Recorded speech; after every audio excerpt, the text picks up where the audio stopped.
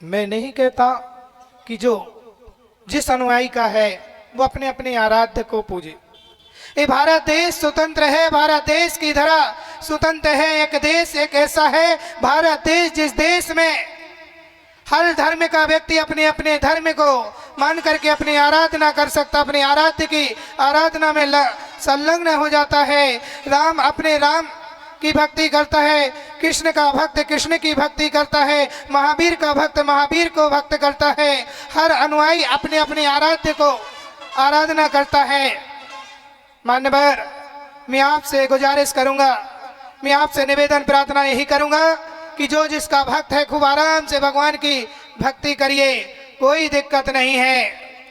लेकिन भगवान को मानने के साथ साथ भगवान को इतना माना, इतना पानी डाला भगवान के ऊपर कि पाषाण की प्रतिमाएं घिस गई, प्रतिमाएं घिस करके कमजोर पड़ गई। भगवान को मानते रहे लेकिन आज तक भगवान को माना है, भगवान की नहीं मानी है। आज जरूरत है भगवान को मानने के साथ साथ भगवान की मानने की जरूरत है। जो हमारे भगवंतों ने कहा है उसको अपने आचरण में अनुसरण करने की जरूरत है। वही राजा दशरथ जो अपने राजपाट में मग्न थे, अपना वैभवशाली जीवन जी रहे थे और अपना सुखमय जीवन जी रहे थे, आनंदमय जीवन जी रहे थे। लेकिन कहा जाता है कि व्यक्ति के सुखमय जीवन में, आनंदमय जीवन में कौन सा पल, कौन सा क्षण दुख का आ जाए किसी को नहीं पता। इसलिए कहा है जो करना है तत्काल कर लेना चाहिए, कल पर नहीं छोड़ना चाहिए। कल पता नहीं कैसा दिन आया, क्यों कौन सा दिन आया, कब हमारे शाता से असाता कर्म में आ जाए। अच्छे दिनों को तत्काल करना चाहिए, बुरे दिनों का इंतजार नहीं करना चाहिए। लोग देखते हैं संसार में कि जब उनके लिए कोई पूजा करना है, कोई अनुष्ठान करना है, कोई यज्ञ करना है, कोई पूजा पाठ करना है, तो पंडित जी के पास जाकर के बोलते हैं पंडित जी मुहूर्त देख दीजिए, हमारे लिए यज्ञ करवाना है, हमारे लिए कोई अनुष्ठान करवाना है, और जाकर के मुहूर्त पूछते हैं। लेकिन घोड़ा वालों, मैं आपसे निवेदन प्रार्थना गुजारिश करता हूँ कि शुभ काम के मुहूर्त मत देखिए। जिस समय मन में शुभ काम करने के आए उसी समय शुभ काम कर लेना चाहिए। अशुभ कर्म जब करना, कोई को गाली देना, किसी को मारना है, किसी को पीटना है, तो पंडित जी के पास जाना। जाहिर सी किसी को गाली देना है तो पंडित जी के पास जाया करो, बोलना पंडित जी पंचांग उठा करके मुहूर्त देखिए, अशुभ दिन का मुहूर्त कौन सा है, कब मैं गाली देने का भाव बनाऊं। भैया मुहूर्त जब तक मिलेगा जब तक तुम्हारे भाव शांत हो जाएंगे। उठ करके एक दिन चले गए। अभी प्रवचन चल रहा था, मैं यही कह रहा था कि भैया अच्छे काम का मुहूर्त नहीं देखो, थोड़ा रुक जाओ, बैठो। बोलने लगे महाराज मुझे तो जाना है। मैंने कहा जाने वाले को तो ऊपर वाला नहीं रोक पाया, मैं क्या रोक पाऊंगा। मैंने कहा 5-10 मिनट और बैठ जाइए, प्रवचन सुन लीजिए। बोलने लगा नहीं महाराज मुझे जाना है। मैंने कहा जाओ। और थोड़ी देर जाने के बाद फिर प्रवचन में आ गया, बैठ गया। मैंने कहा क्यों भाई साहब, अभी तो कह रहे थे हमें जाना है। अब फिर आकर के बैठ गए। बोले क्या करें महाराज, बाहर रोड पर गया तो वहां पर गधा निकल रहा था, तो हमारे पूर्वों ने कहा है गधा को देख करके अशुभ होता है, इसलिए मैं दोबारा प्रवचन में आकर बैठ गया। मैंने कहा आप गधे की मानने वालों मेरी मान लेते। शुभ काम का मुहूर्त नहीं देखना चाहिए। वो राजा दशरथ अपने राज दरबार में बैठे हुए बड़े सुख के दिन व्यतीत कर रहे थे, बड़े आनंदित हो रहे थे। और वहां पर गुरु वशिष्ठ वहां पर पहुंच गए और गुरु वशिष्ठ कहते हैं राजा दशरथ से कि राजन आप अभी और इसी समय अपने पुत्र के राज तिलक कर दीजिए, राजगद्दी दे दीजिए। तब राजा कहते हैं गुरुजी मैंने कौन सी गलती, कौन सा अपराध कर दिया है जो मैं चोरी छुपे अपने पुत्र को राज तिलक दूं? राज तिलक की बात है, मैं अपने श्रेष्ठ पुत्र के लिए अपना राज तिलक करेंगे, ठाट बाट के साथ करेंगे, सम्मान के साथ करेंगे, सारे राजाओं को बुलाऊंगा और राज तिलक करूंगा। अभी मैंने पंडित जी से कहा है मुहूर्त देखने के लिए। तब गुरु कहते हैं कि राजन, मुहूर्त तो अभी इसी समय का है, अभी राज तिलक कर दीजिए। तब हाथ जोड़ लेते हैं राजन। राजा दशरथ गुरु से कहते हैं, गुरुदेव क्षमा करना, मैं इस समय अभी राज तिलक नहीं कर सकता हूँ, क्योंकि अभी सिर्फ 2-4 लोग ही हैं। मैं तो पूरे सम्मान के साथ राज तिलक करूंगा। पदम भाई, जिसने ना मानी गुरु की सीख,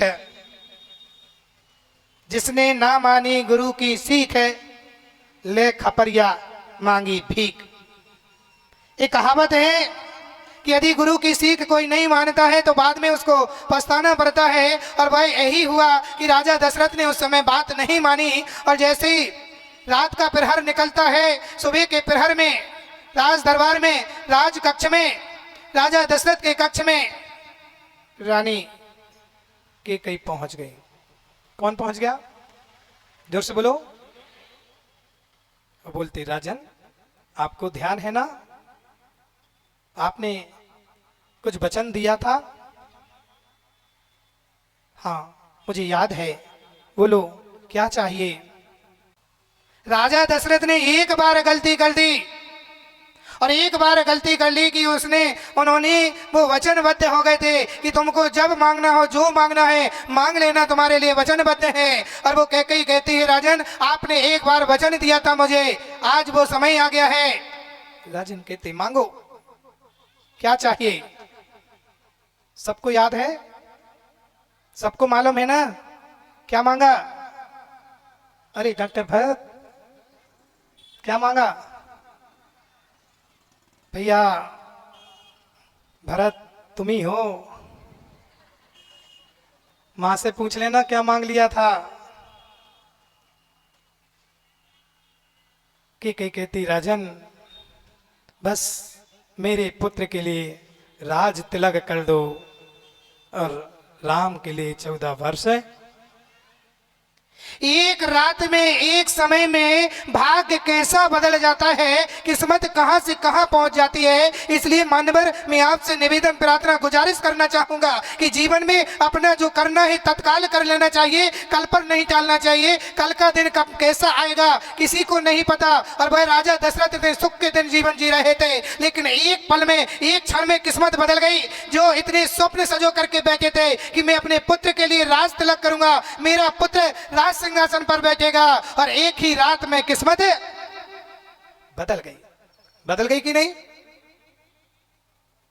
आंखों से अश्रुधारा, आंखों से अश्रुधारा बहना प्रारंभ है। ये क्या कह दिया कि कहीं तुमने? राजन वचन तो वचन होता है, अब निभाना तो आपके ऊपर। ठीक सुबह के प्रहर में पुत्र को बुलाया। पुत्र के सामने अश्रुधारा बहाते हुए राजा दशरथ कहते हैं अपने पुत्र से, तो राम ने हाथ जोड़ लिए। धन्य है राम की धैर्यता, धन्य है राम की धैर्यता।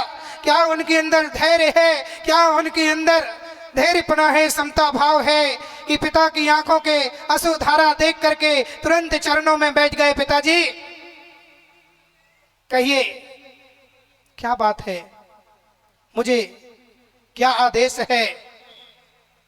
धन्य है ये भारतीय संस्कृति, धन्य है वो भारत भूमि।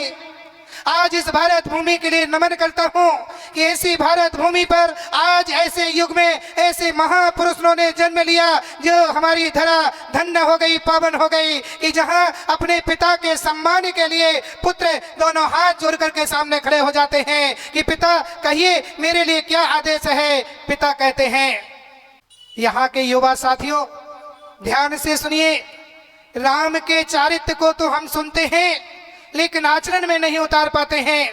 एक क्षण वो निहारिए, जब राम अपने पिता के सामने हाथ जोड़ करके खड़े हैं, पिता कहते हैं कि राम आपके लिए इस राज्य को छोड़ करके और वन में जाना होगा।